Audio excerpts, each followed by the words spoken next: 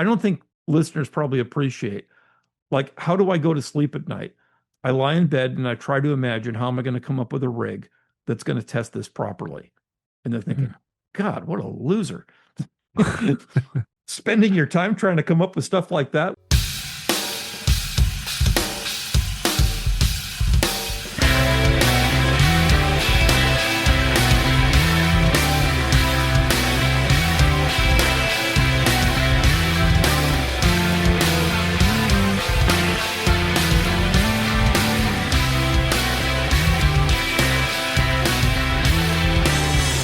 Welcome to episode 27 of the Frugal Firearms Podcast, the podcast that spent a whole lot of time back in January trying to find you guys the best values by attending the SHOT Show in Las Vegas and walking the 860,000 square foot plus show floor and really destroying our feet and our legs and everything else, and kind of probably our mental capacity too, in the process of trying to absorb everything there. So I'm Craig, I'm your host, and Ken, what did you think of the show, my man? Oh, I thought it was an awesome show. I mean, there was a tremendous amount of walking involved, as there often is. I don't think I've ever walked the entire show and talked to everybody I'd like to talk to. But I'm telling you, for the time we were there, which was multiple days, it is a phenomenal show. Lots of really interesting things to see. Lots of things that are outside of the frugal environment that we're going to focus on here today, as we always do. But some amazing things coming down the pike, and maybe even for those of us who live in a more restrictive state, maybe at some point in time, maybe we can get some, for example, suppressors. That was one of You mean the a big less things. restrictive state? Yes, less I restrictive. don't think we can be in a more restrictive state than we're already in. Probably not. Maybe Hawaii or somebody like that might be a You little bit know, more. and really what's happening right now in, I guess, in Virginia, well, I guess that got struck down though, didn't it? But it got awfully damn close. I mean, and New Mexico and a few other places. I mean, there's places that are, really trying to compete with California to, Oh yeah. no, no, no, we're worse than you. We're more restrictive than you are. It's really quite amazing. Yeah, I'm really waiting for the Supreme Court to come down with some rulings, maybe take the Duncan v. Bonta case, for example, which has been languishing here in the court system for, I think, about 8 or 9 years. Would be really nice to get a final decision from the Supreme Court on that. Yeah, that would be. And today is our SHOT Show 26, or in other words, 2026 review. I wanted to point something out that we're going to make a lot of comments on stuff that, just like we did last year, the stuff that we see at the show may not be new for 2026. It might be stuff that's simply new to us or that we think still represents the best value out there. So it doesn't mean new in the context of it's a prototype, maybe pre-release stuff that hasn't even been released. And by the way, if you know this about what you see at SHOT Show, a lot of the stuff that is prototyped never gets to market at all. Right. But we do want you guys to go out and do your own research on these things, figure out what's best for you, because what's best for us may not be best for you. And we don't really know a lot of the prices on some of the things that are new items because those simply haven't been publicly released yet. So whether they're value or not, well, some of this is to be determined. So we started off, the first day was a Monday, which was Uh-huh. Industry Day, or Industry Day at the Range, to use the complete name, which, this year we had good weather, didn't we? It was great. This year was wonderful. Last year, it was probably 35 degrees with 35-mile-an-hour winds. It was brutally cold. We came prepared for the cold last year, but not the wind. Not the wind. This year was a beautiful day. I mean, it was, I don't know how what the temperature was. It was probably in the mid 60s and virtually no wind. Very pleasant. There's a mile long amount of booths. You stop at the top. It's about 1 mile long with booth after booth after booth. All the various vendors that are there showing their arms, and a lot of the things. It's live fire. So if you want to shoot the latest Glock or try something you haven't tried before, you can just get in line, and they're very kind and they will share with you. It was my first opportunity, for example, to fire a 50 BMG sniper rifle at 800, or no, excuse me, 983 yards. First time I ever got to do Oh, it that. wasn't 1,000? I didn't know it No, wasn't 1,000. it was the guy said it was 983, which to be honest with you, Oh, when you're looking through the optics, there's probably virtually no difference at 1,000 yards. I took a few shots, and I think the closest I got was about 2 feet away from my target, which, to be honest with you, on a brand new rifle with something I'd never fired before, I felt very good about. I was within 2 feet of the target, so probably 3 feet off the center of the target. well, there was some crosswind. I was surprised at how much I had to do wind hold. I was really impressed at that range, how much the thing would drift. At least when I was shooting, it was a right to left wind, and I had to come off pretty far, I thought. But Yeah, yeah, that was fun, and they do provide all the ammunition, thank which is God, very because nice. it would have been very expensive Oh otherwise. yeah, So, absolutely. They don't give you an unlimited amount, but usually most places would let you have, anywhere. The 50 cal, I think they were limited you at 3 or 4 shots. But most other places were like, anywhere between 5 and 15, depending on what the caliber was. well, Barrett was one shot, but with their 50. Oh, it was 150. Okay. Yeah, it was just one shot. So, if you missed, well, get back in line. Go back And in and it was line. a really long line for Barrett. Oh, sure. Yeah. Yeah, but the one you shot was a bolt action. Bolt action, which it was interesting because it looked when you looked at it first, it was a bolt action with the bolt actuated on the left-hand side of the weapon, even for a right-handed shooter. And you think, oh, that's kind of odd, but it actually made sense just because of the actual mass and size of the weapon. A left-handed bolt was not at all a bad thing. I mean, I thought it would be kind of odd, like, well, you got a left-handed 50 here. No, no, it was actually quite good. So I enjoyed it. It was, they're all expensive rifles. They're kind of outside the frugal environment. They're all up above, north of $7,000 or $8,000 and up. I think the Barretts are going for about 10 to 12,000, depending on how they're configured.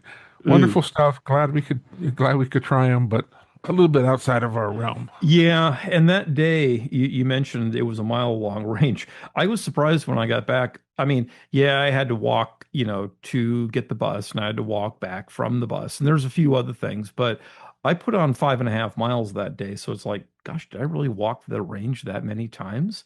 And by the end of the entire, I actually posted a video about this. My phone, I was so disappointed in this. When after we get back to San Diego, I looked at what my phone said I walked. And across the days I was there, it said I walked 29.92 miles. It's like, oh man, if I only walked like another, I mean, what's 8/100ths of a mile? I mean, it's not very far. And if I just walk that distance, I mean, I'm calling it 30. I'm saying I walked 30 miles. Absolutely. So on That's that, yeah, it's completely agreeable. I didn't come near that, but absolutely, yeah, that's very doable, especially for you, Craig. Absolutely. so what was your, let's start out this way. I have two items that I'm going to mention that were to me the best of show, regardless of price. And by the way, they were both hideously expensive. So they're not absolutely not frugal, but hey, if you got the money, I would really seriously be considering these.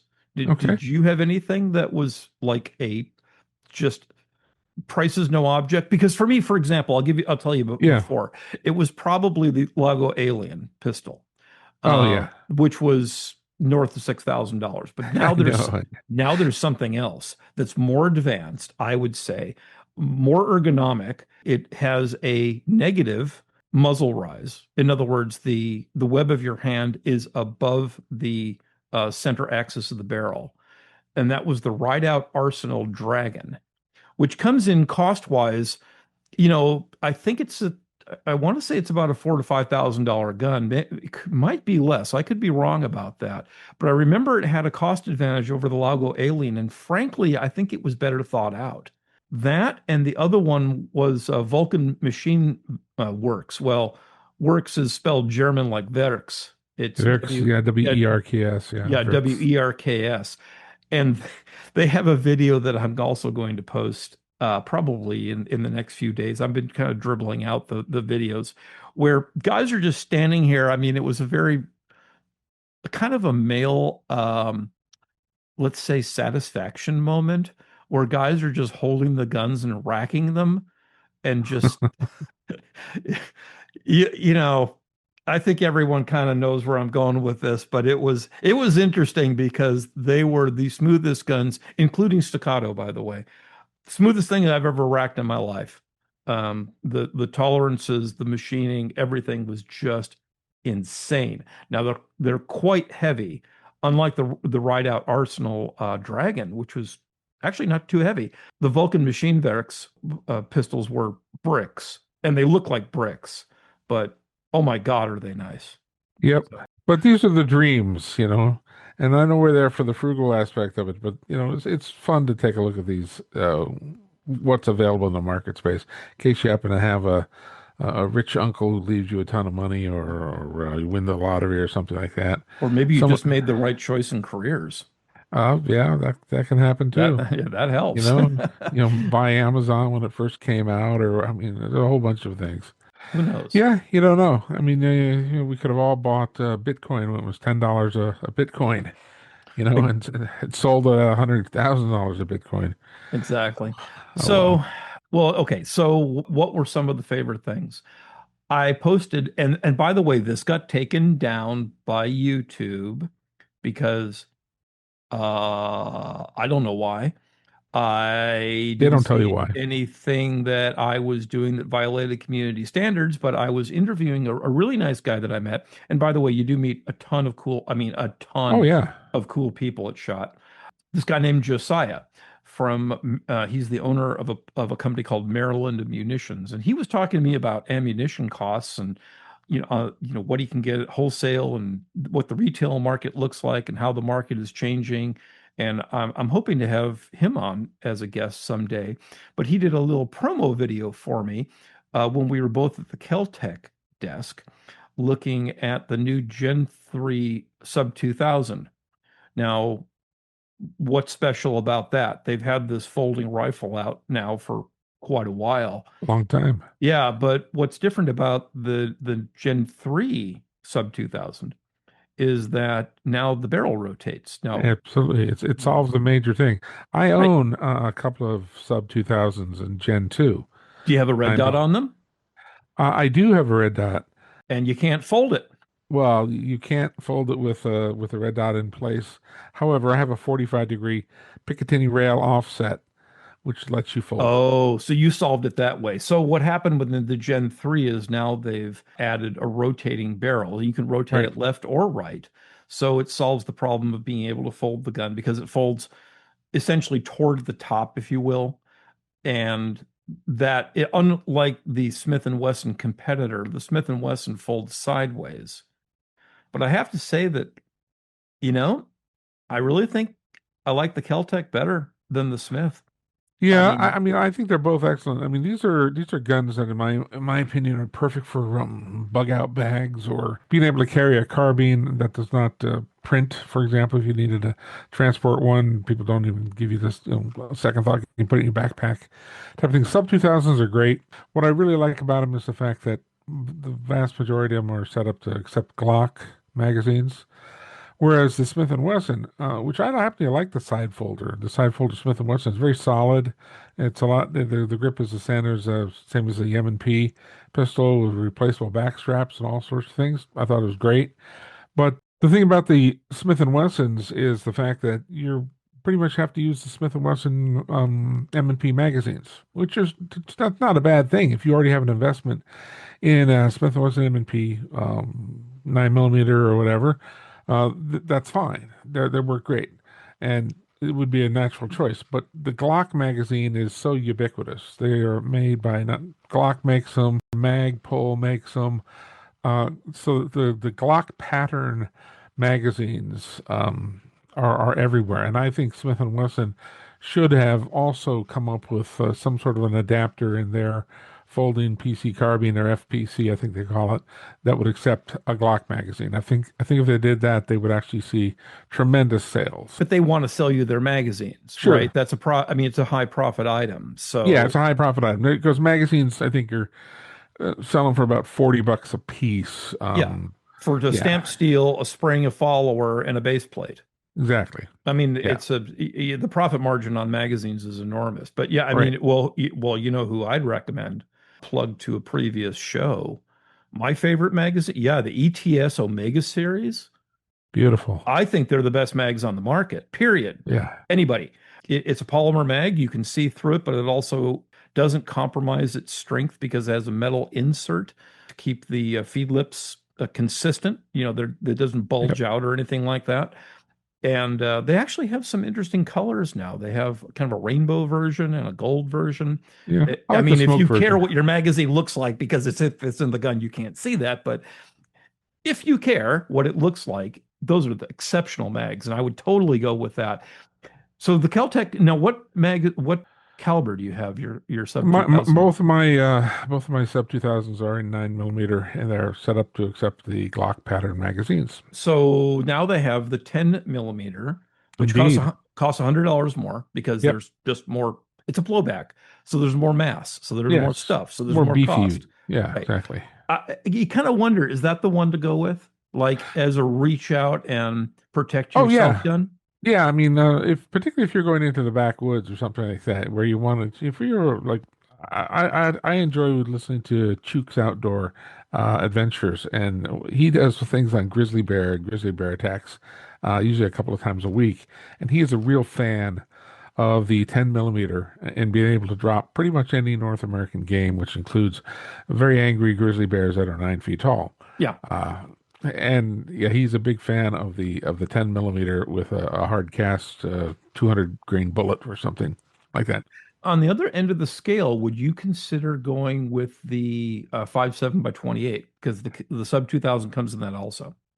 Yeah, the 5.7 by 28 is an interesting round. I know you Um, talked about it before, like if you are stupid enough to invade the White House, maybe the yeah, Secret Service, they allow you to sample a few of those. no. Oh, yeah, I see what you're saying. No. Um, yeah, I'm kind of on the border with the 5.7 by 28. I mean, I think it's a great round, but to a certain degree, frugal always leads me toward common, which means lower cost. And that's why the 9 millimeter is, they're just everywhere and they are relatively inexpensive compared to even 45s or 10 millimeters you're going to pay a premium for. And the 5.7 by 28s are even more expensive. They're really expensive. Not that they're bad rounds. I just want to go with something I can shoot a lot, practice a lot with. So I'm going to tend to gravitate toward the 9 millimeter. Not to say that I don't own a couple of 10 millimeters. I do, but Yeah. it's just one of Hmm. those things. Yep. Okay. Another company that we saw that is interesting story behind this. We saw some familiar faces, but we saw them at a company that they weren't at last time we saw them.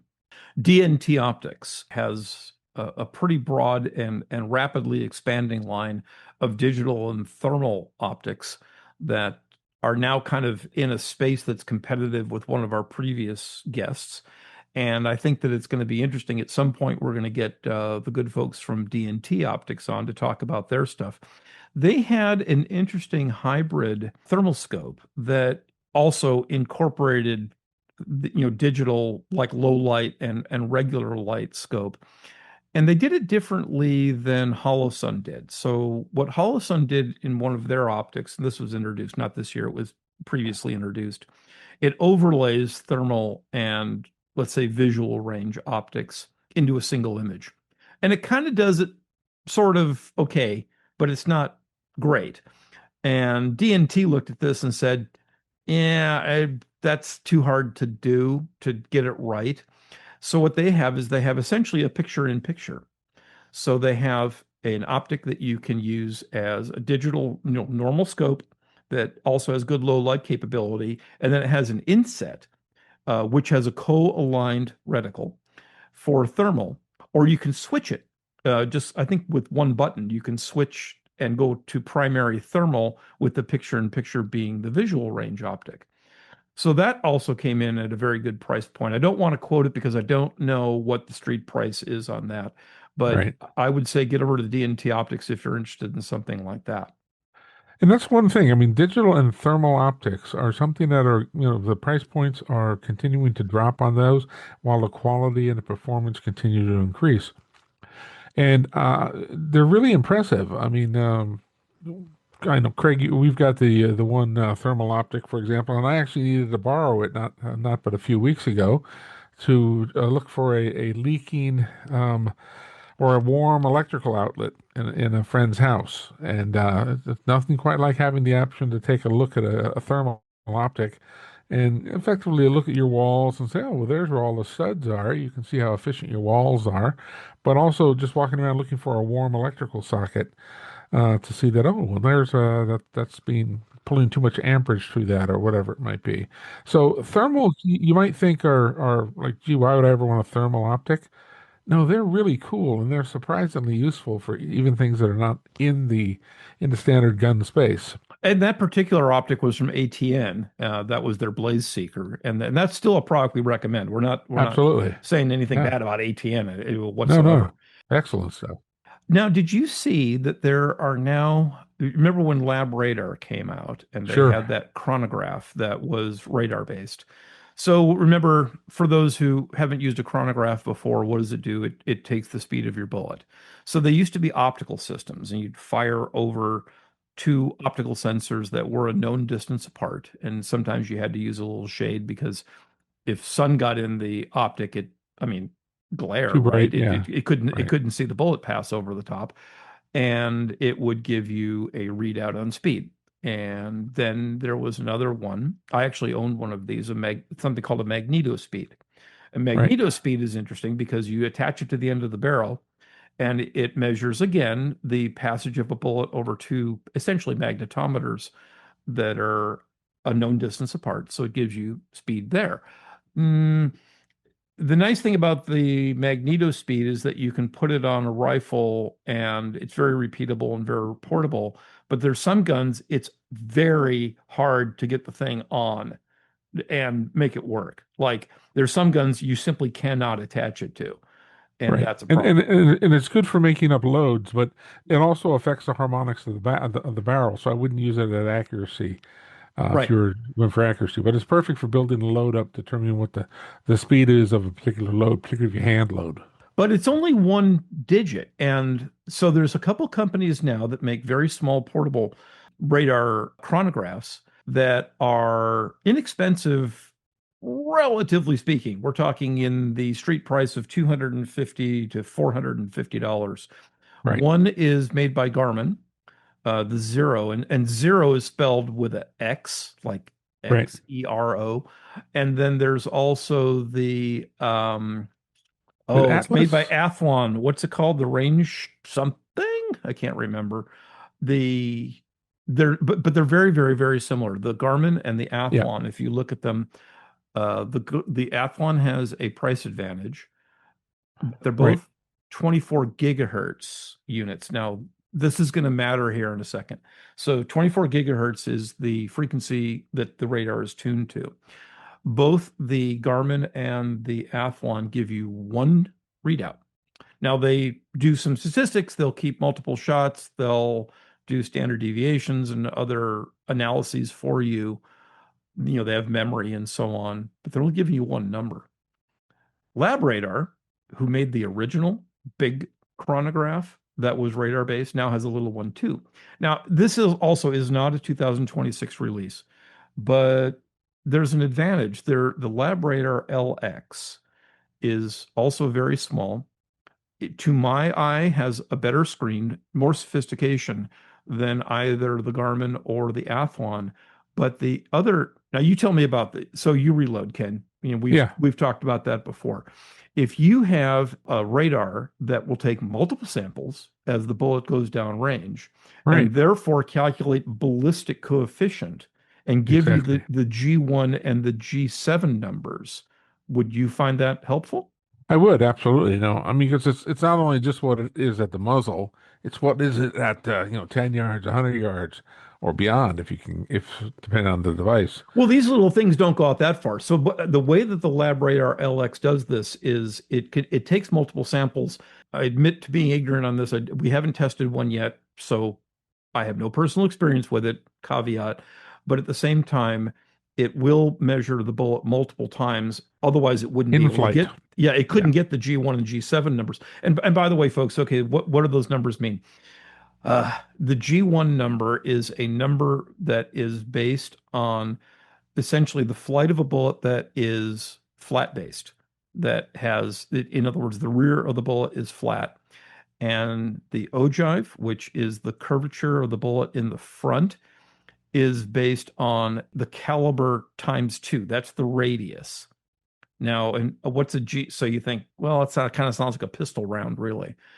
A lot of bullets are best measured by using the G1 number. The G7 number uses a ogive of 10 times the caliber. In other words, the slope of the ogive is much shallower and it uses a 7.5 degree boat tail. So that is more analogous to a modern rifle hunting round. Right. So that's actually where you're going to get a better ballistic coefficient calculation if you're actually that technical in doing that stuff. But it also tells you something interesting here, that the lab radar, it can see that very, because all the bullets, all the radar is looking at is the very back of the bullet, right? That's all it can Right. see. So it sees that very narrow base on the boat tail. In fact, it can see a BB. And a BB has a Inflate. terrible, um, It's totally round. Yeah. it's round. So the only part that reflects back is the very, very back that is perpendicular to the, or actually parallel to the flight of the round itself. Right. So this is So something we hope to. Is it frugal? I don't know. no, but it's super Well, it's five technical. hundred I dollars. understand. I mean, you basically the more slippery the bullet is in flight, Mm-hmm. the better your less drag it's going to have. Probably the slower it's going to slow down just by from friction and wind resistance. So basically, the flatter it's going to shoot and so forth. So there's a ton of calculation stuff here. Now, Um, if is five, so I'll ask you, if you're a reloader and you're doing it with a, like you're getting ready for a hunt and you really right. need, or your competition, you need this to be right, is $500 to get that information worth it? Yeah, I think it is. I mean, for some people it isn't, for others it wouldn't be, right? I think it's definitely a luxury item. And if you're a reloader, that's really, in my opinion, the only reason to own it. If you don't reload, then you're dependent on factory ammo and you can't do anything about it anyway. True, But true. if you're a reloader and you can actually dial in a particular load with a particular bullet to within a half a grain of powder or something like this, that is where a tool like this would come to become a very valuable asset to you. But before you get there, I would encourage people to start reloading. Basically save your brass. Don't let it just fall onto and get stepped on and swept away. Don't know. Save your brass and reload. Well, if you're not going to reload, then what do you do with your brass? Oh, you can sell your brass. We actually had somebody here just on a show or two Exactly. ago. Brass Brassbuyers.com. buyers. Yeah, exactly. You can sell your brass back, particularly if you got a lot of it, or if it's an unusual caliber. And Yeah. Jeff, who runs Brass Buyers, is a fantastic guy who's doing a lot of good things for his community. So All right. go back and listen to the episodes 24 and 26 if you didn't hear those. Right. I mean, brass is a valuable asset, and as a frugal person, you should collect it. And even if you're not reloading, oftentimes, next time you go to a gun show, if you don't want to, deal with an online thing, bring it to a gun show, and you'll find the reloaders that are selling brass, and you want to say, "Hey," and I've done this before. I've walked in with a bunch of brass that was for a caliber I was no longer using. I say, "Hey, I got a whole big bag of this stuff. It's all in great shape, no problems. Hey, and you've got something over there that I'm interested in.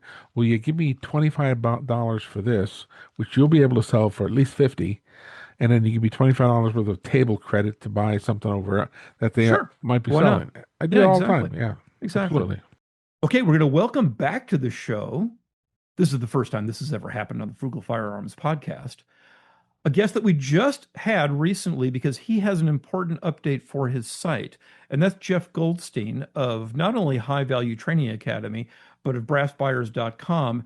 And Jeff, you felt that even though we recently recorded a show with you covering brass buyers, that your business model has adapted a little bit to the changing market in brass, and you really wanted to get that message out. So why don't you take the floor and tell us what's new at Brass Buyers and what your new customers should be aware of? Thanks, Greg. Thanks, Ken, for having me back on. So we just finished recording the Brass Buyers podcast, and it's been out there for a few weeks. And one of the things I spent a lot of time on that podcast was talking about our menu and what we pay for and how much we pay for it. And we're in the middle of implementing changes to that for the very first time ever in the history of the company.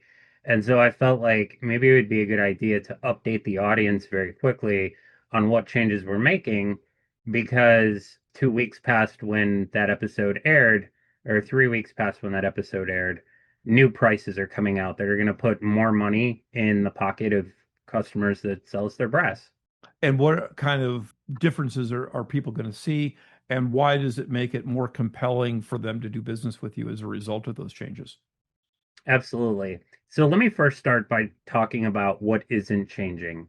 For customers that have very unique calibers, and this was mentioned in the previous podcast, we will still custom quote your unique calibers, and those are per contact per request basis.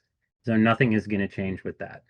What's changing is that we're changing our menu structure for our Cash for Brass program, which also includes store credit and charitable donations. In the past, the way our menu structure worked was very, very simple. It was $1.50 for cash, it was $1.80 store credit, and it was $2 if you wanted us to donate to a charity of your choice at $2 a pound. And that also made a lot of sense on the website. So if you go to the website, you pick from the drop down menu which one you want, you'd enter an approximate weight of your brass. The website would tell you approximately what's that worth. You would complete the transaction, send us your brass, and within 30 days, you would get a check. So, one of the challenges we had with changing that model to expand our menu was one of two things needed to happen. Either we needed to make the selection options on the website much more detailed in order to match the new menu of prices, which we felt like might be complicated because, well, what if we don't receive what people say they're sending us? We really don't want to have conflicts like that. We want to just receive your brass, weigh it, and send you a check. And then the other option was, well, if we have this expanded menu, then instead of giving the customer all of these choices on the website, what if we take away the approximation of what your brass was worth? So today, if you go on the website and you select the cash option and you say, I have 50 pounds of brass, the website is going to say that's worth $75. And what we're going to change in the future is you're now going to select whether you're sending us sorted or unsorted. And we may have some specific caliber call outs, and the prices for those things are now all different. So you are going to tell us what you're sending us, but we're not going to give you that approximation on the website anymore because it would just be too complicated to then compare that versus what we receive. So, but the program is becoming a little bit richer for the customer. So, cash prices prior to the changes we're making in March, which, by the way, if you're a February customer and your box is waiting for weigh and pay, all of these prices are retroactive to all unprocessed February boxes. So we're not just doing March and moving forward. We're going to take care of our customers that have already sent us unprocessed boxes. The price for unsorted mixed brass. So just think of a bucket of brass at the range. It's every caliber people have shot. If you send that to us, it's now $1.60 a pound. So that went up 10 cents, and that's because the market price for that has changed. If you send us sorted brass, meaning that we can now count on being able to turn around this inventory back to the website much faster without having to put it through our sorting machines, we will pay you $1.70 a pound for common pistol calibers that are sorted. And when I say sorted, I don't mean pistol calibers in one bag, rifle calibers in a second bag. What I mean is if you sort your pistol brass, so in the box there's a bag of 9 millimeter and a bag of 380 and a separate bag of 38 special, we will consider that sorted and pay $1.70 a pound. And the same thing for rifle brass at $1.85 a pound. That's a good increase in percentage. It is a good increase in percentage. And all you need to do on the website is say you're sending us sorted or unsorted. So if you say you're sending us sorted, we're expecting it to be sorted in that manner when we receive it, not just sorted pistol versus rifle, but actually by caliber. And so we'll pay those higher amounts. And what was the demand signal that told you that this was necessary? We've had a lot of conversations with customers recently who've contacted us and said, I have brass and it's sorted and it's shiny and clean. I just don't reload anymore. I'm looking for a place to offload it. And the more I talked to these customers, obviously we want to buy their brass. That's what we do. But also, having some compassion for the fact that they've already put in the work that I won't have to, or the people that help me won't have to, as far as sorting the brass goes. Whether it's clean or dirty or not is still not a consideration. But if it is sorted by calibers, then we will pay those higher amounts, pistol versus rifle. Okay, great.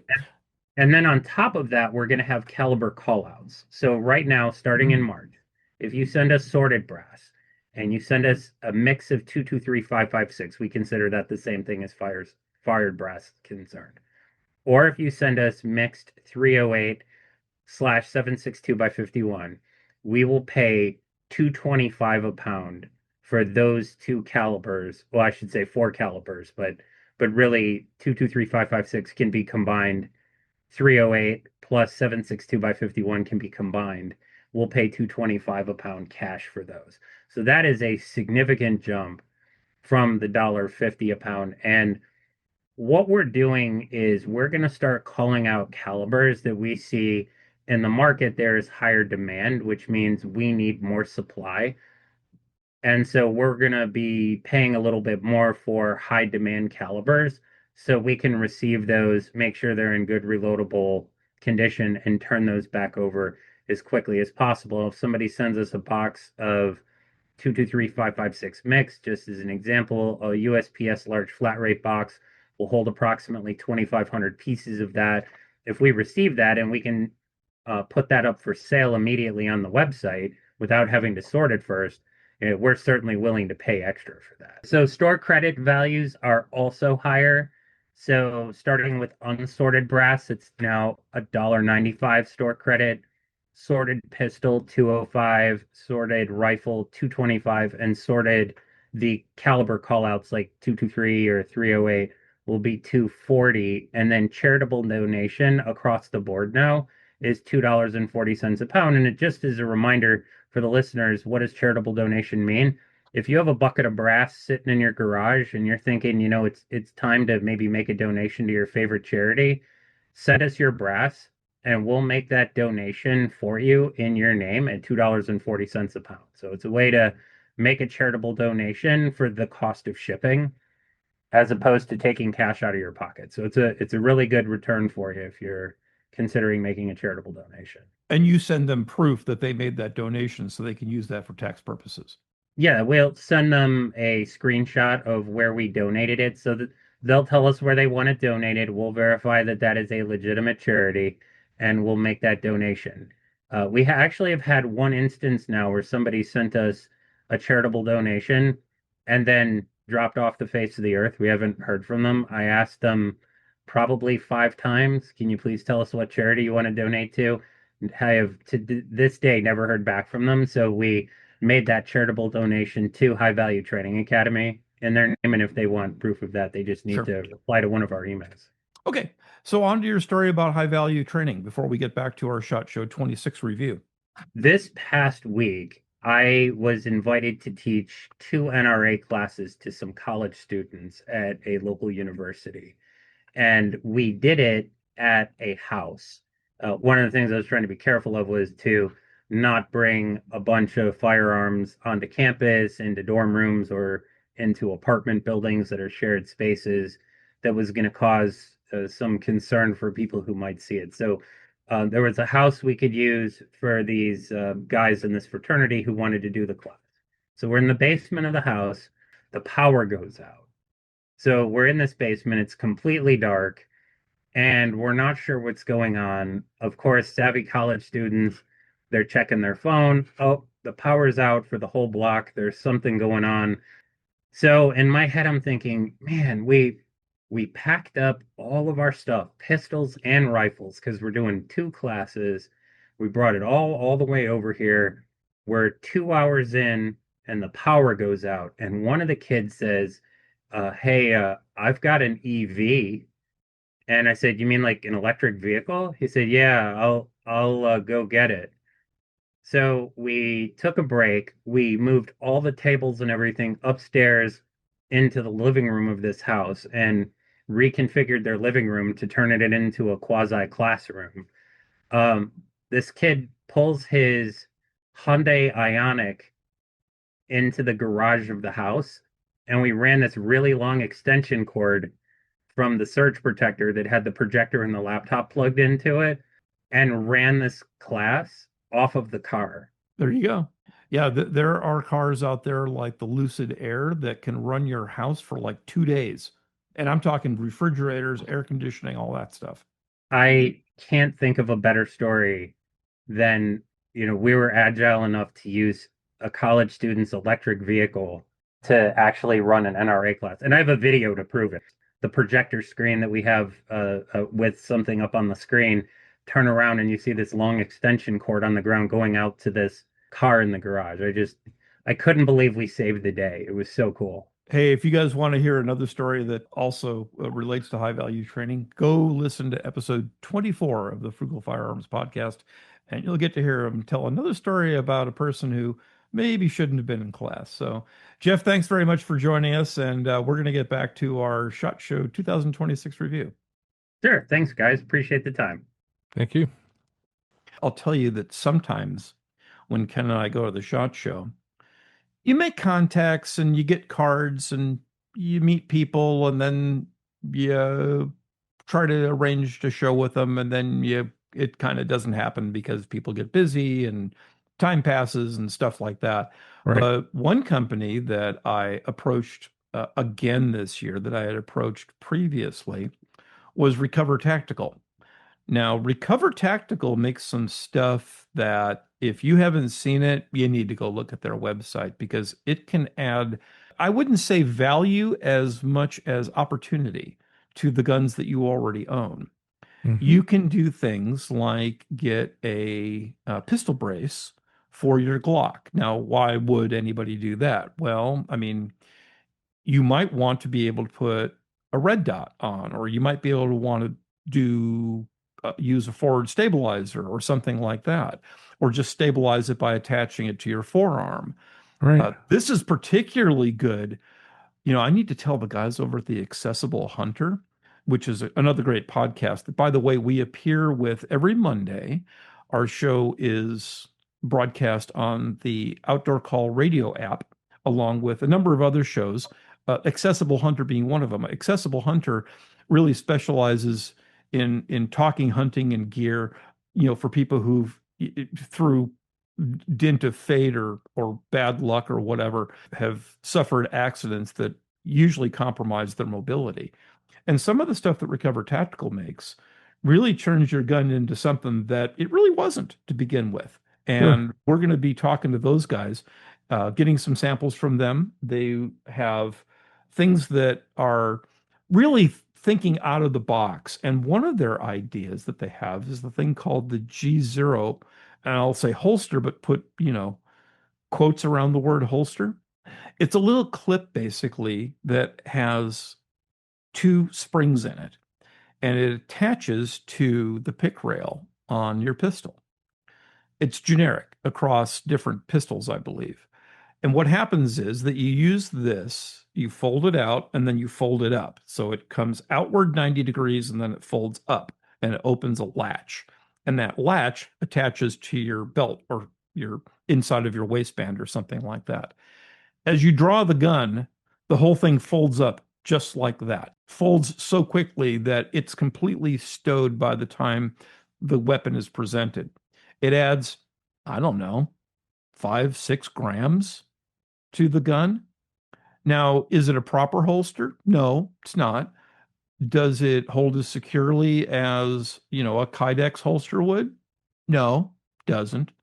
But if you have a situation where you need absolute minimal exposure and you want to have the minimal amount of gear and you're not going to wear a belt because it just isn't appropriate for what you're wearing at the time, that you can hold your gear on properly, put quotes around the word properly, then the G0 holster might well be, and it's only like, I think retails for like $20. I could be, maybe that's a low number. Maybe it's more than that, but it's truly unique. And these guys at Recover Tactical do stuff that nobody else is. I haven't seen anyplace else. I did see one of the company. There was one of the company that made similar folding stocks and stuff like that for pistols, but they only had two pistols that they did it for. One was a SIG P365. I don't remember what the other one was, and their stuff was a lot more expensive for one thing, and frankly wasn't better. I didn't think. In fact, I'm not even sure it was as good. So, what else did you see, Ken, that you want to talk about? Well, one of the things that I really liked, and they're actually from San Diego, company out here in San Diego County anyway, which was Core Tactical, or I guess they're Core Essentials. That's Kore. They Mm. make gun belts Hmm. with a They're from San ratcheting. Diego. They Yeah, are? I they're in didn't know that. Santee. Yeah, I did not know that. Core Essentials. They make these gun belts, which are really, perfectly stiff, which is what you want on the gun belt. Perfect for, attaching a holster, whether that be inside the waistband or outside the waistband holster. Uh, and the neat thing about them is they have a ratcheting part to it on the front of it. So normally when you have a typical belt, there are little holes that are punched in your belt. You've all seen it. I'll probably have a half dozen in your closet. But you're limited, and then the holes are punched about an inch apart or so. The great thing about these Core Essentials belts is that they have a ratchet built into the belt, so that basically there aren't any holes in the belt. This is an internal ratchet you can't even see on the outside, but it slides into their proprietary belt buckle, I guess you call it, and it Hmm. goes click. And if you want it a quarter inch tighter, sometimes you just want a quarter inch tighter, And that would be like 2 clicks. I think they're eighth inch or something like that. something like that. They're really Yeah. it's very nice. Because sometimes an inch is a it's either It's too too loose much. or it's too tight. And It's right. It's and too there's nothing much. in between. Right. Right. And these Core Essentials belts are extremely well made. They come in different styles and colors. I mean, to be honest with you, I've been wearing mine now. I got one there at the show, and I've been wearing mine now for about 3 weeks. I've Love it. got one too. Yeah, I'm using it Yeah. for TacCon this year, and they're Yeah. good looking belts, guys. I mean, if you don't want to look, I mean, okay, if you're in the trade and you want to look like tactical, I'm not saying that in a bad way. I mean, it's just that's how you dress. Cool. They got a lot of stuff like that. But if really what you want is more of like a business attire, Sure. look or something, they make that too. Yep. So that's a good call there, man. I hadn't even known that they were in San Diego, or not literally San Diego, but San Diego County. San Diego County, not too far from here, Yep. not too far from me. Other friends that we saw at the show, Vantage Point, we've mentioned them before. We still have yet to test their product, which we will be doing, and we will be featuring them on upcoming show. One of the nice things about Vantage Point, so what does Vantage Point do? They have two different divisions. One does archery products, and neither Ken or I are archers.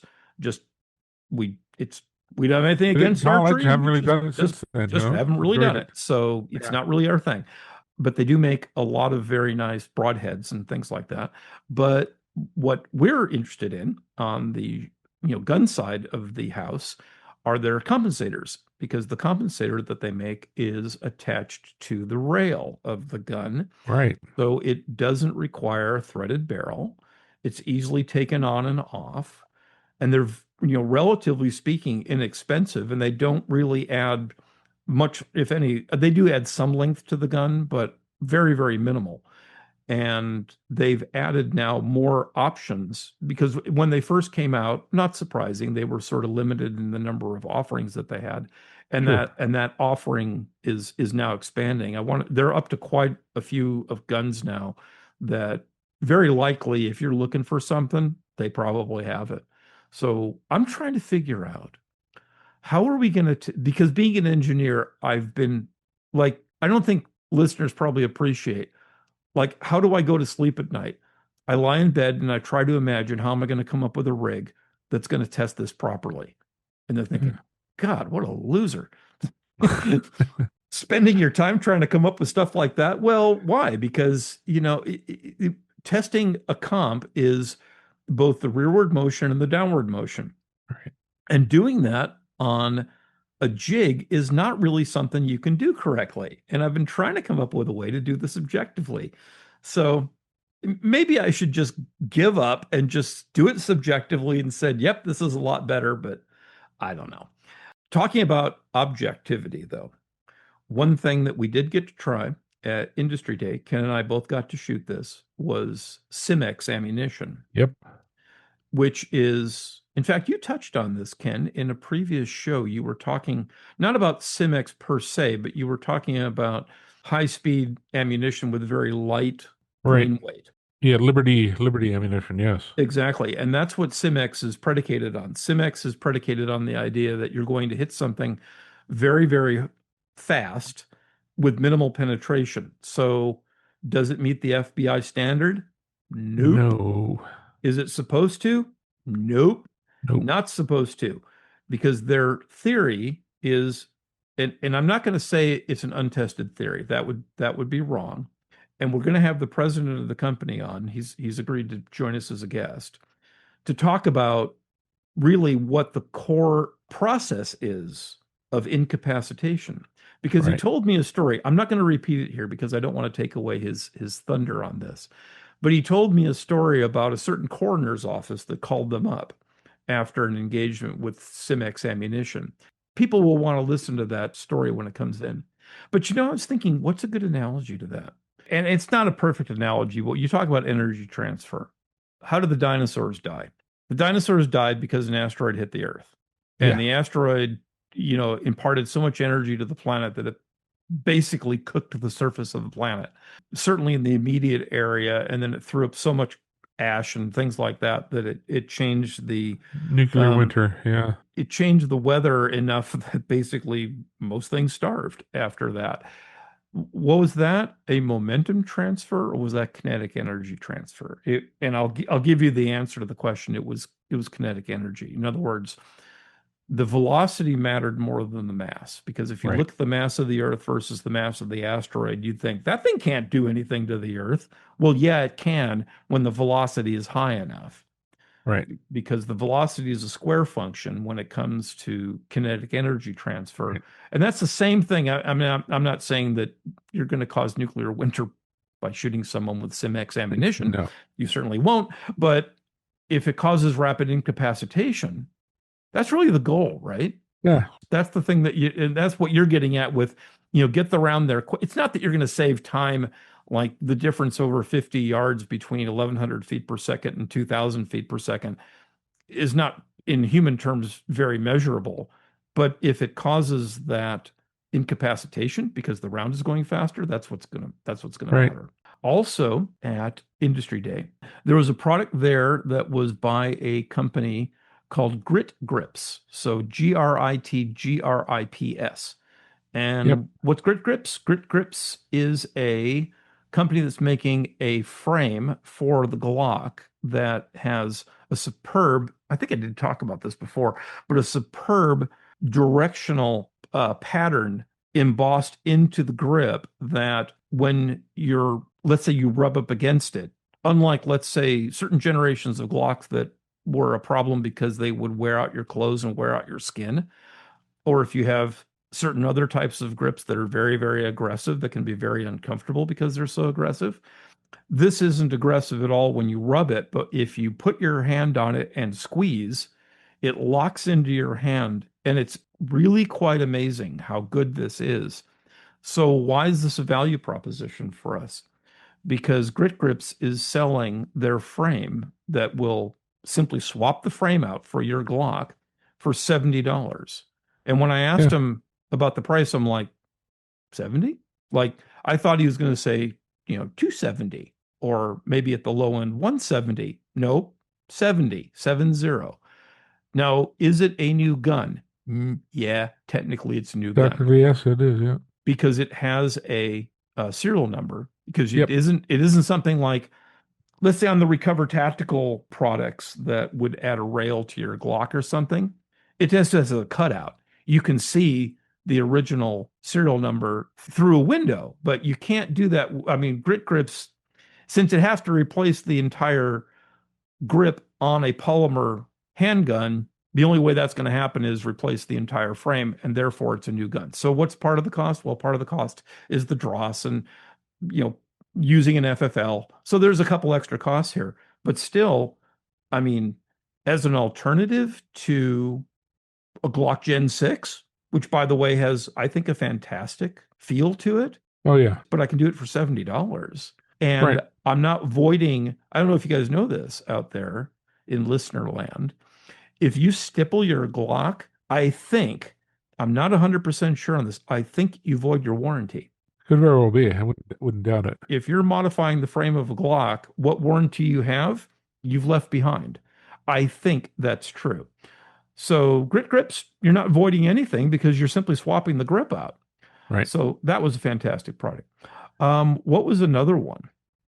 Remember, going back some episodes, full spectrum lighting. Absolutely. Yeah. Remember, Ken? Refresh people on what was the advantage of full spectrum lighting. Full spectrum lighting was basically it's 180-degree light. I mean, when you click down on it, it has a bright center beam. Okay, that's wonderful. But it'll also illuminate completely 180 degrees from left to right. So if you walk into a dark room, for example, and you actuate the light, you get a nice center one right out in front of you where the round is going to go. But you've also illuminated the whole room. I mean, not super bright, but you could see if somebody was standing there on your left or your right. So it gives you tactical awareness in a situation. So if you heard bump in the night and you had to go down and investigate your house or something, you think somebody might be inside, this is a way of illuminating the whole area, which is great. Fantastic. And now, I don't know if you got to their booth, but Roy, the president of the company, was there, founder, and he had the idea and everything else. He was there and he had used his booth space to set up basically a little shoot room. Everything in that room was dark, except he left a few shipping boxes and things like that in there for as props for people to hide behind.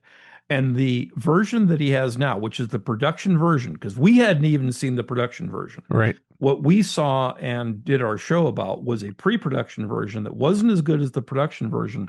The production version basically almost is as bright to the sides now as it is up front. So it's really remarkable. And I played the role of not only shooter, but I played the hiding person as well when I went in there. And when you see it, you know, this person might be looking 90 degrees away from you. You think they're looking at you because there's an LED literally facing you. It's not just that one LED is being spread widely, it's multiple LEDs and some of them are covering the flanks. So, you know, you're very well illuminated and it's like nothing, it's like no other light out there. Right. And Olight has a really neat new light, but it's more conventional in its approach.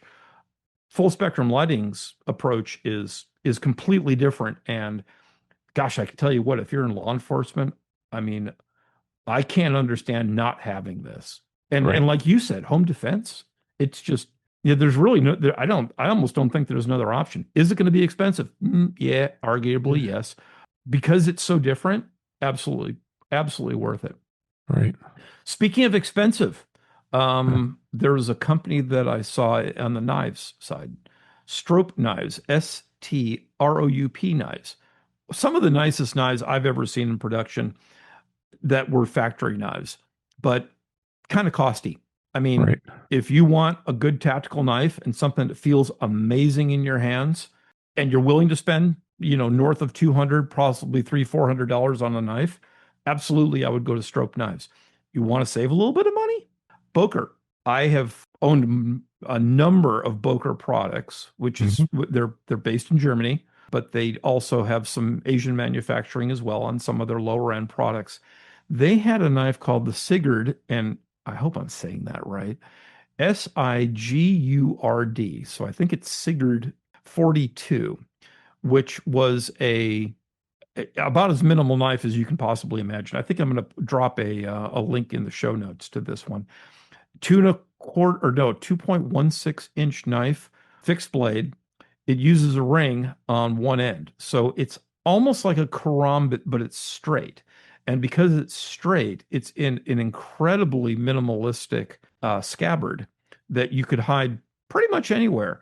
And if you ever think about getting pressure test yourself on this, people. If you think that a knife encounter is ever realistic in your life, show me how long it takes you to get your pocket knife out. Show Yeah. me how long it takes you to get your folding knife out and get it into play. And I think you'll find out that you're going to lose that encounter. If you don't have a fixed blade knife in a position where you can get to it very quickly, you're on the back foot, quite, or Right. you're on the ground, and both of those are bad things. And you're talking about knives that are of good value. Ones that I've always liked, and I have several of them in various bags and so forth that I carry, are Amora knives, the Mora, Okay. Mora knives, which I think are tremendous value. Generally speaking, anywhere from 20 to 50 or $75. They come in blue steel or, yeah, standard steel or in stainless steel variations, different colors and so forth. I really like them. I think they're a great value as well. So it's another one I'd recommend. Talking about great values, if you recall back, I think it was, gosh, I want to say it was episode 4 when we had Kyle Wade from Anderson Manufacturing on. Oh, yes. Well, does everyone know out there? Rhetorical question, because we can't hear our audience talking back to us, that Anderson was closed down. Sold. Anderson Manufacturing was sold to Ruger Ruger. Yep. because I think, again, I'm not sure. I think that Ruger needed extra manufacturing capability, and they also maybe this is a way to get rid of competition at the Yeah. low end, right? By buying the competition. Well, some of the guys from Anderson came out the other side and started a company called One Horse. So there's a little bit of you think about the pony that was on the Anderson Manufacturing. Well, now they have One Horse. So I think that what's going to happen is that One Horse is going to be a disruptor in the industry because now there's going to be a reintroduction of value-focused AR-15 parts and other products that are just going to, migrate as they grow the business. They're really going to reset the table on value because I think a lot of people lamented the loss of Anderson because, I mean, if you didn't know people, whether you were thinking that Anderson was for people who, don't want a quality product, well, they No, were they're making a lot of stuff for a lot of other people. And if you look at the ATF records, there's an awful lot of ARs out there that are using Anderson lowers that work yeah. just fine. Anderson lowers are great. I mean, obviously they're now going to be Ruger branded, but that's fine. I don't even know if Ruger's using it for that purpose. I don't know what Ruger's I making don't in even know that what they're plant. using. Yeah, they could have bought the machinery for who knows what. Yeah. But no, I had no problem with the Anderson receivers. They're very good. I've owned several of them myself. One Horse is now the remnants of Anderson, and maybe in a better way. I think that they learned some lessons from what happened at Anderson, and maybe they don't make, if there were mistakes made, they don't repeat those mistakes. Right. Let's see what else. Well, we talked about before that the show was dominated Yes. by suppressors. By suppressors. Right. Everything was about suppressors. That was mainly because of the passage of the One Big Beautiful Bill last year.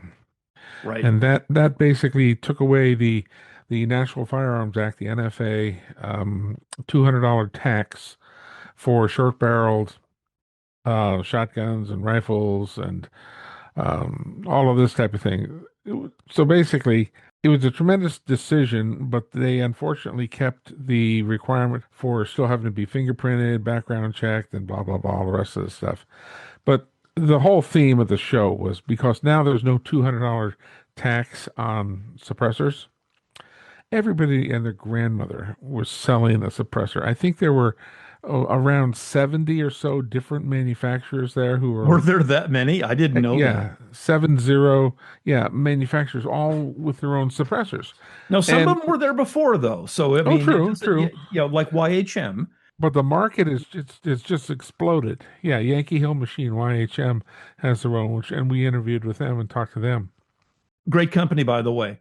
Great company, yeah, Yeah, great company. yeah, absolutely recommending them. And we're going to have their president, Chris, on again in that show.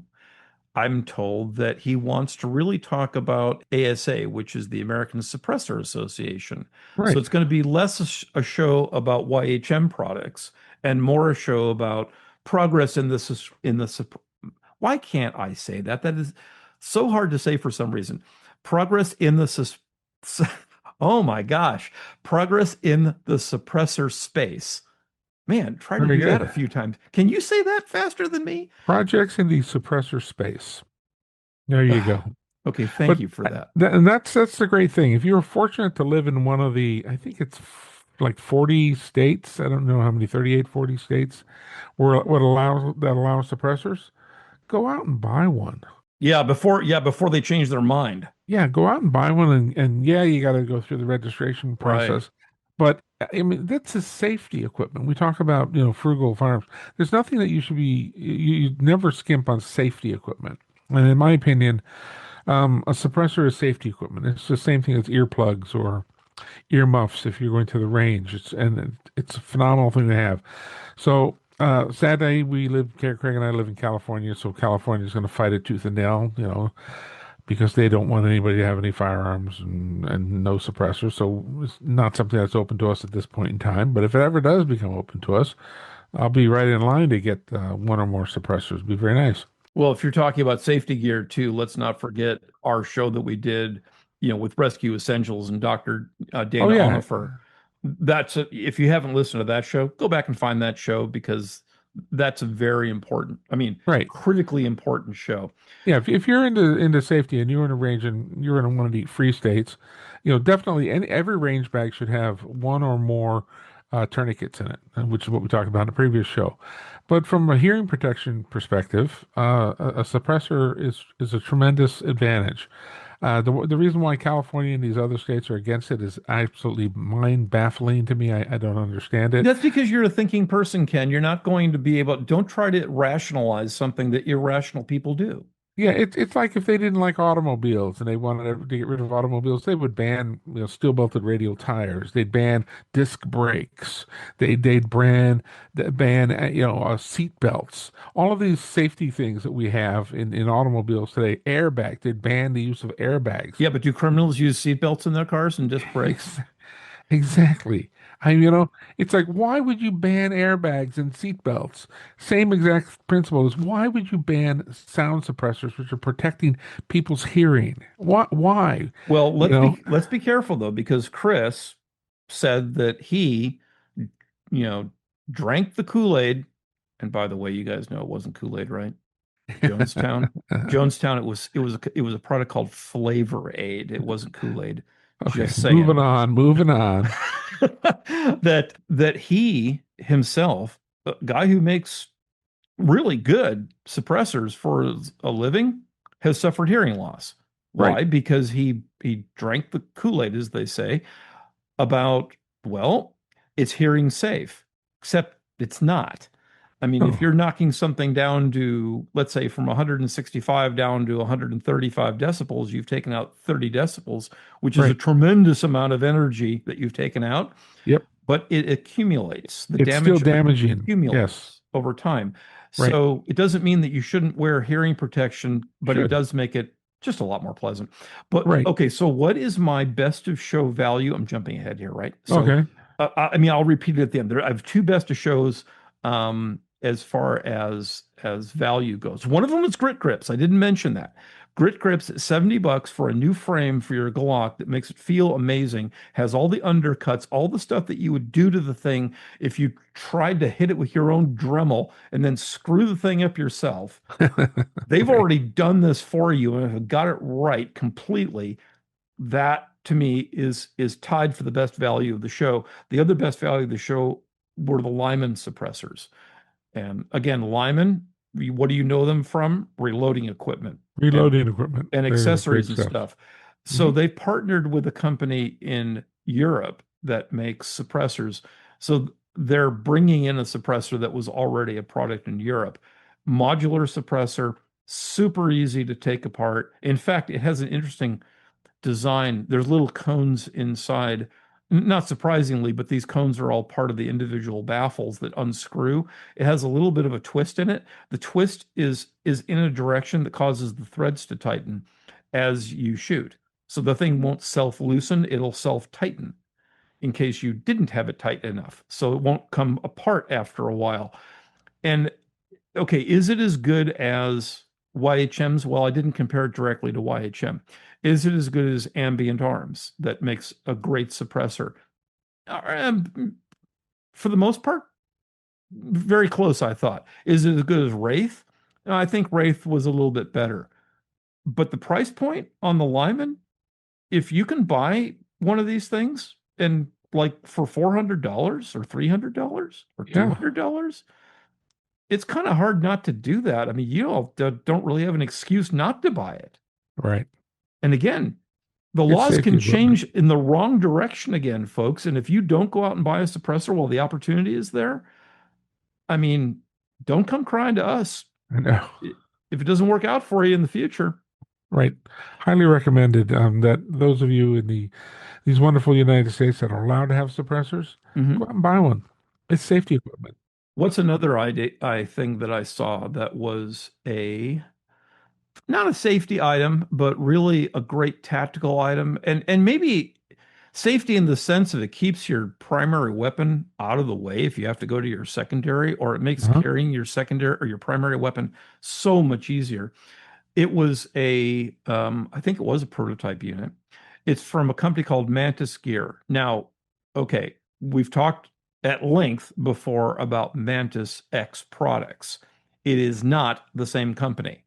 Right. Mantis Gear makes a pulley system that has attachments for a molly pack, so you can attach it to your web gear, and it runs a protected, in other words, it has a sheath around it, cable that goes to one of the QD attachment points, let's say on your AR.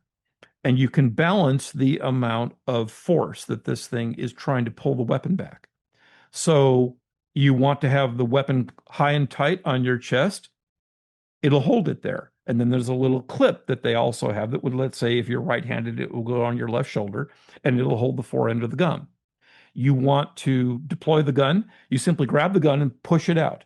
And as you push it out, the cable will resist a little bit, but it'll provide a little bit of tension and you'll be able to get the gun into play. You let go, the thing just spools right back in.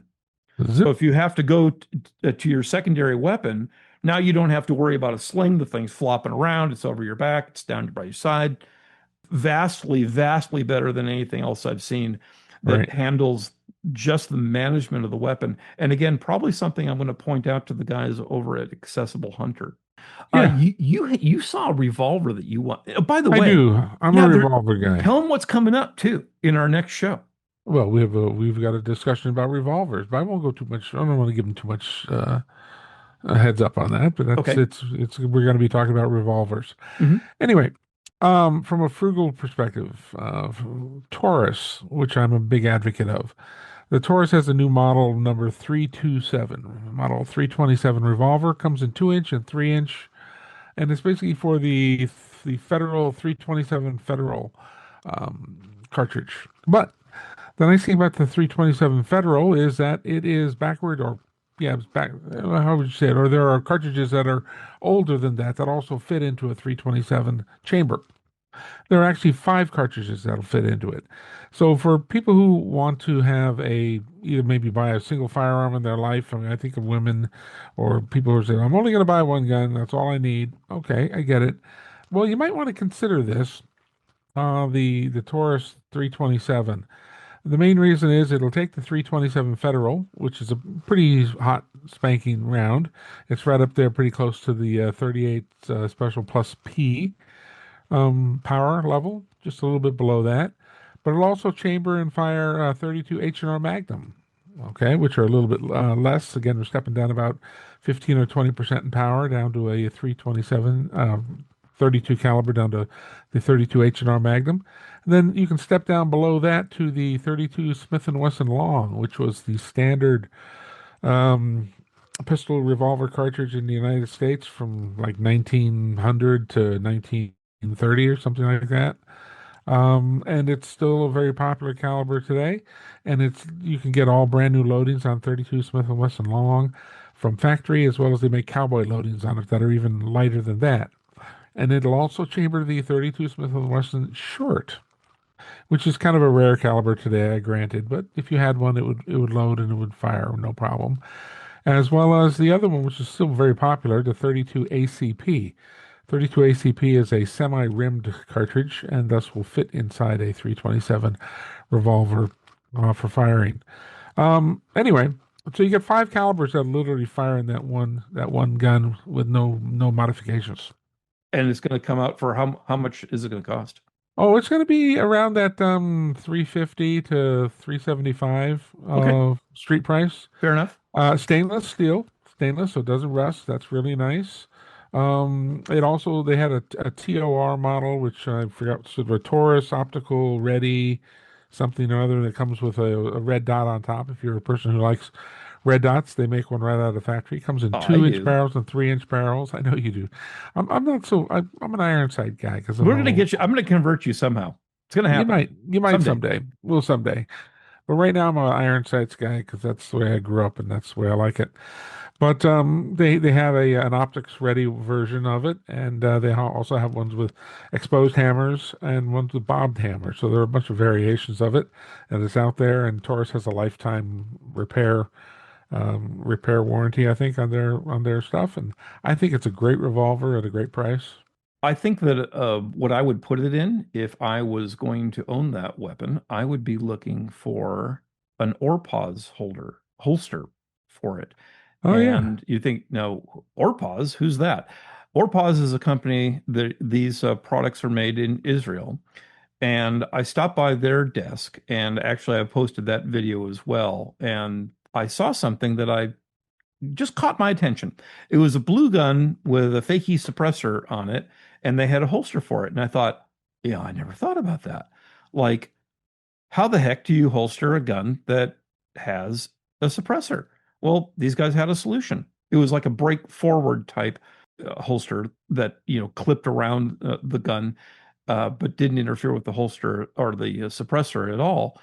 And then I started looking at their stuff and I thought, my gosh, these guys really have some innovation going on.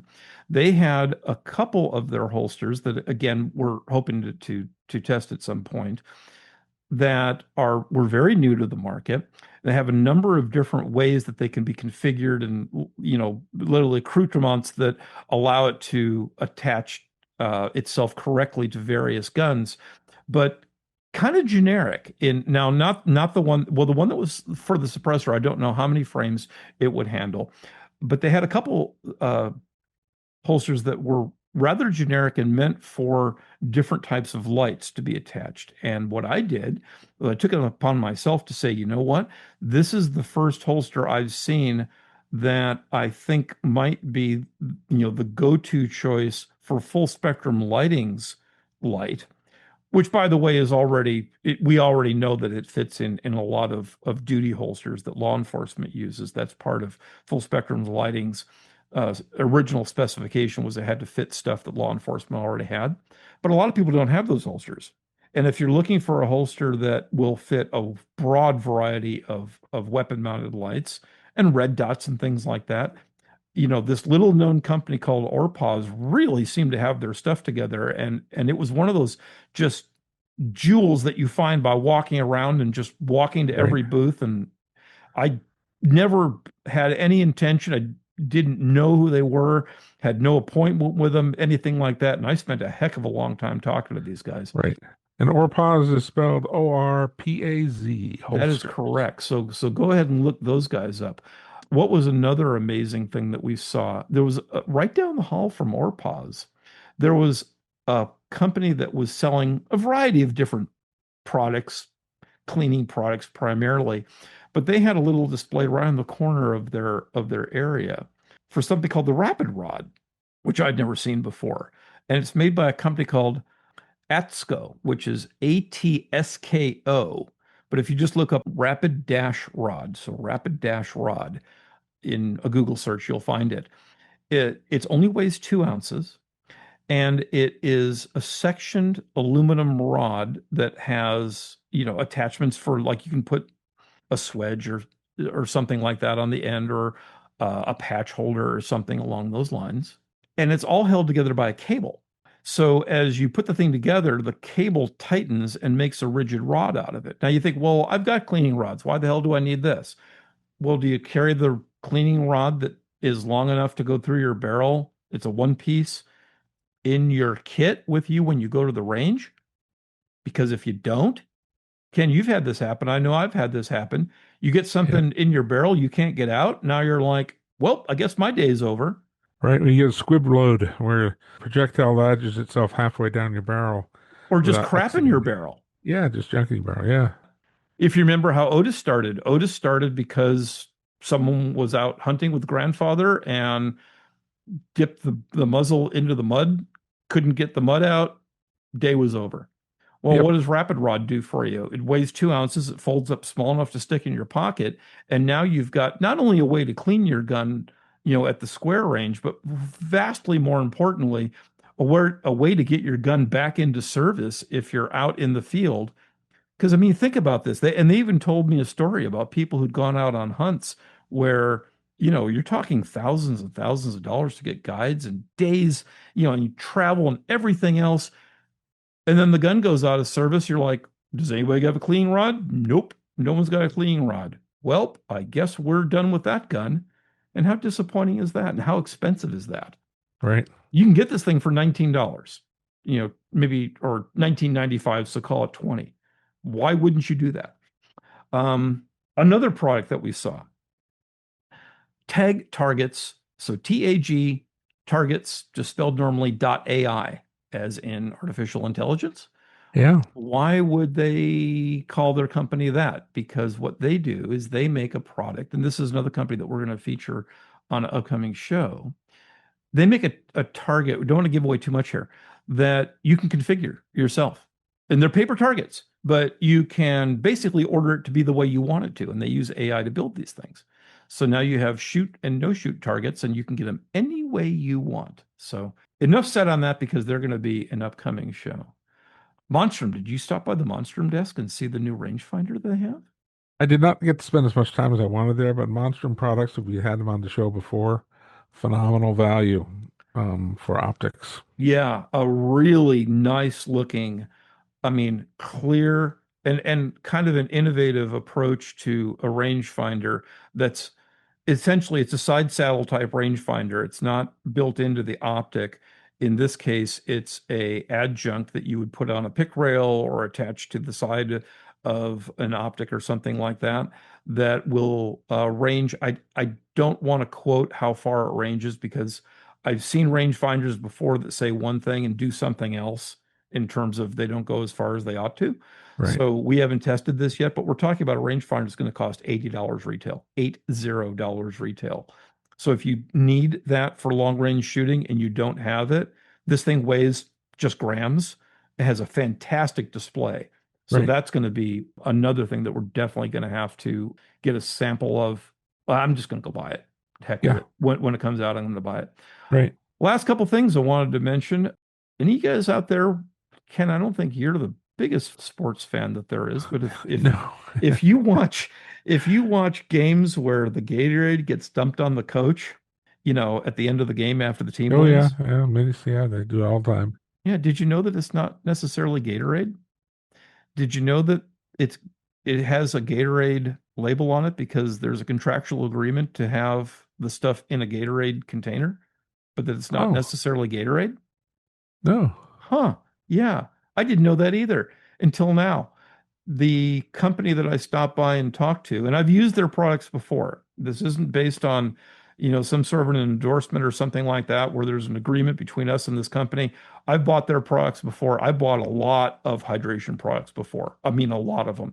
And I will tell you, there's one, I won't name it because I don't want to disparage any company. There's one company where their product is so salty that I think the next time I get a colonoscopy, I'm going to use that product to prepare for the colonoscopy because it's basically like drinking ocean water, like concentrated ocean water. It's so salty. I mean, it is very difficult to get down. But this other company that has a product that tastes fantastic and works better, in my opinion, than the branded Gatorade product is a company called Drip Drop, DRIPDROP. They have a lot of different flavors. They have more electrolytes or types of electrolytes than most other products that they compete with. And they are also a product that has a lot of military usage. So the military has vetted this company, vetted their chemistry. So you're getting something that is not just a bunch of advertising fluff, but it actually meets certain standards. And they offhandedly mention that, yeah, the stuff that's in the Gatorade container might not be Gatorade. So anyway, I think that's all the stuff that I have to cover product wise. I will mention that, we alluded to this in the front end of the show. You meet some amazing people at SHOT Show. And Yep. I mentioned Josiah from Maryland Munitions. Got to have dinner across from Kate, who is known popularly as Lady Liberty Australia. We're going to have her on for a show. A fantastic person who has a story to tell that people in the United States need to hear because, we could be next. In fact, in some states, we basically are kind of the same as Australia. And you can learn a lot from people like this. So I don't know, is there any other products you wanted to cover, Ken? I think this is a long show, but No, we've gone no, over a heck of a lot of material. yeah, I'm happy with what we've covered. It's good stuff. Yeah, I will also want to mention that we have new listeners from across the United States, which is great. The show's growing organically, and we really do appreciate that. So apparently, you guys are getting the word out. So the shares they must be happening because the growth is happening. But we do want, hey, tell people to subscribe. Don't just ad hoc listen occasionally. Subscribe because again, it helps you get a better show. And also leave comments. That helps the algorithms as well. But those new listeners, so we have some across the United States, but we also have some in India, in Denmark, Israel, more in Costa Rica, Canada. Nice to see some people from Canada joining us. New Zealand, and also Turkey from Istanbul. So lots of new listeners out there, and you guys are responsible for. We make the content. You guys make the show popular. That's the way this works. So, anything else tonight, Ken? We're going to be recording another show in a few days. It'll post in a couple weeks, Yep. and we're going to have a guest that I think is, man, it's going to be kind of a blast from the past. I think it's going to be a Indeed. lot. It's going to be a lot of fun, and a person that you're going to want to follow up on because they've written so much in the gun world before, particularly for those who like, reading stuff that's intellectual and meaningful in nature and not just the quick, TikTok 5 second got my attention. Oh, wait, you lost my attention again. Right. This guy produces a lot of content there. I think that's about it for tonight. Ken? Very good. Appreciate everyone listening in and supporting our channel. So please do give it the thumbs up and subscribe. And appreciate all your time. All right. Good night.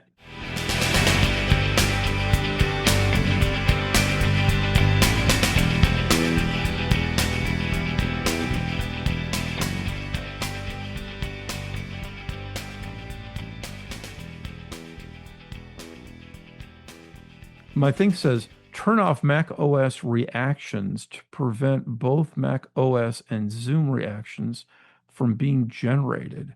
Huh? Skip it. I don't know what the hell that meant. Okay.